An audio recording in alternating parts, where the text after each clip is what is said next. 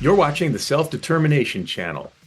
Welcome to Just Ask, a video series about being different, being brave, and being you. Join us for curiosity and connection as self-advocates and community leaders connect through conversation and self-discovery. Participants are following and acting on advice from Justice Sonia Sotomayor, author of Just Ask. Hello, my name is Lindsey Moreland. I am a self-advocate and I am proud to call myself an artist, autism advocate, and a co-author. I am Linda Wagner and I am Lindsey's aunt. I am a community member. I'm also a teacher, elementary teacher that I have been a teacher for almost 30 years and a co-author with Lindsey to help advocate for autism. Well, Lindsey, I'm so excited to be with you here today because I've known you all of your life. So as an individual with autism, how do your unique skills or abilities help you contribute to your community? As a proud artist and a co-author, I show the community all the possible things for all people. With the right support, my skills and abilities make everyone feel included and important. I show the community that people with different skills can and want to work. And you do show that in all the things you do. You were quite the artist at a young age, self-taught artist, and to put this art out into the community to really just share your talents, and also writing books about some of your experiences on how hard it was to get a haircut, right? Yes. And you still don't like those haircuts, do you? Not a fan still, but I'm getting used to it. But picky eater and normalizing it for kids too. What challenges do you face and how do you overcome them? Growing up with autism, socializing is a big challenge for me. I had to learn how to look people in the eye, and that's not the easiest thing of socializing. And then I also had to learn how to do clarifying questions and answers. And with the right support from family, for all the lessons they taught me, I learned how to socialize the right way. And I know like making eye contact is hard, but you do really well at it now, but that was really hard for you when you were little. And then making friends at school. Yes, that was really challenging. And I know you helped write a book about making a friend growing up with autism and helping other kids understand that. Awesome. What advice would you give to inspire others to pursue their dreams? Because you've accomplished a lot. Can you explain some of your accomplishments? Absolutely. I just want to say not to give up on the capacity to be anything you want to be. Don't be afraid to ask for help from the community and know that dreams take time and it's more than okay. If you hear a no, just know that there is a yes out there for you. Can you talk about some of the things, your dreams that you've had that you have accomplished, and then how that can inspire others not to give up? Yes. As a proud artist, I've been doing a lot of art since I was 13. I've been doing a lot of art events. And yes, here is my drawing of a corgi I did not too long ago. The more art shows you're involved, the more involvement your community you're with makes us bring more together, more close. And I know you've inspired a lot of little kids in our community when you come into the classrooms and you volunteer and you teach them how to draw. You've had art classes and you've inspired them to become artists and to not be, I think one of the coolest things for me was when you came in and you read some of your books, and especially the therapy book, Little Lindsey Goes to Therapy, and all of a sudden students in the classroom were like, I have ADHD. I mean, it was cool to have a unique ability, and that was just so neat, and I think you inspire them to accept some challenges and really to go with those challenges and make them your superpower. We say autism is your superpower, right, Lindsey? Yes, thank you. The attention to detail, it sure is. So Linda, how can people with disabilities be more included in their communities? So I think the biggest thing is encouraging someone with a unique ability to reach out and find the people around them that give them that attention and that space to be themselves. And I think that's one thing we've been advocating for in the education system with our own students. If you have a unique ability, to share that with the world because other people can learn from it.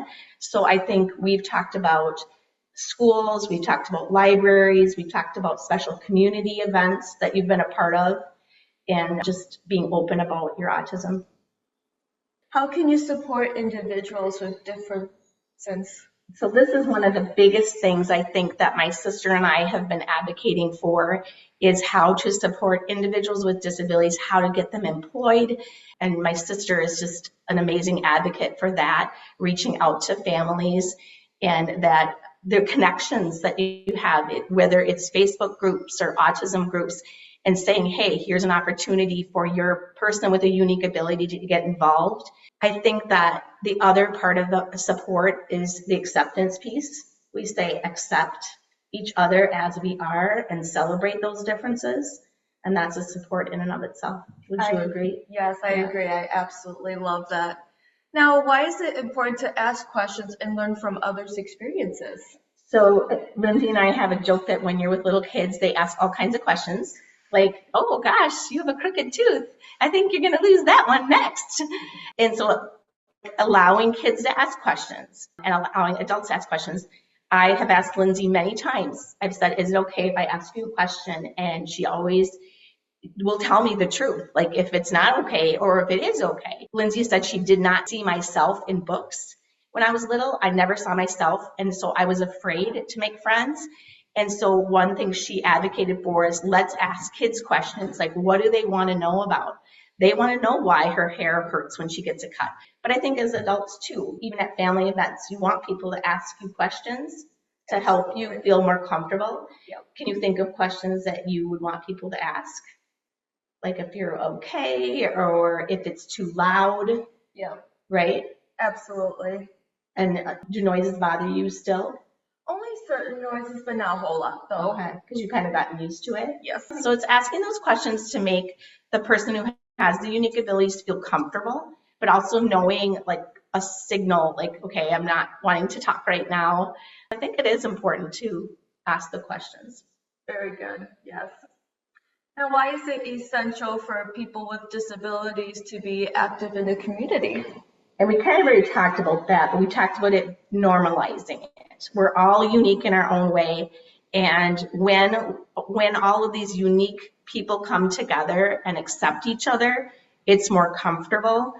I was just thinking, we were on a trip to New York and there was a child there, and the parent was struggling with the child. And I watched a lot of people just kind of back away. And my husband said, oh boy, you get it. This child has autism. You're going to go up to this woman, aren't you? And it's New York, and it was upstate New York at Niagara Falls. And I went up and I said, can I help you?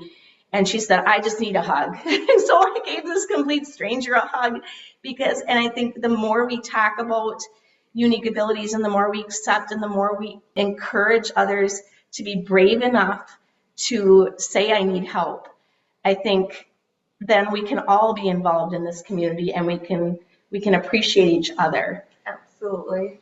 I know your mom talked about that. She'd be in a store and you would be crying or having a fit and people were afraid. Yes. And so with time and education and the less afraid we are and the more we can accept, I think it is a great place to live, right? Yeah, absolutely. What can the community learn from individuals with disabilities? I think you guys can both answer that you're talented. Yes. Yes, that just because you have a label doesn't mean you don't have anything to contribute. That superpower, that attention to detail, or that unique ability. I can't draw like Lindsey. I can't explain autism like Lindsey. She can get up in a crowd and talk to hundreds of people, and they're crying, they're laughing, they're just becoming a part of her world, and that's challenging for me. What do you think that they can learn? Can learn that it's always okay to be different, never be afraid of who you are. If you have any questions of someone who lives with differences, or if you have a question about me, what it's like living with autism, just ask. It's important to ask questions and learn about others' experiences instead of assuming their disability, because everyone's situation is different. Guessing can lead to misunderstandings, can lead to stereotypes, or even unintentional harm. By asking and listening, we show respect We build understanding. We create a more inclusive environment where people feel valued for who they are. What did you think about today's conversation? Please share your comments below. Thanks for watching, and be sure to give us a thumbs up if you liked this video. Please subscribe. We need your support to keep the channel going.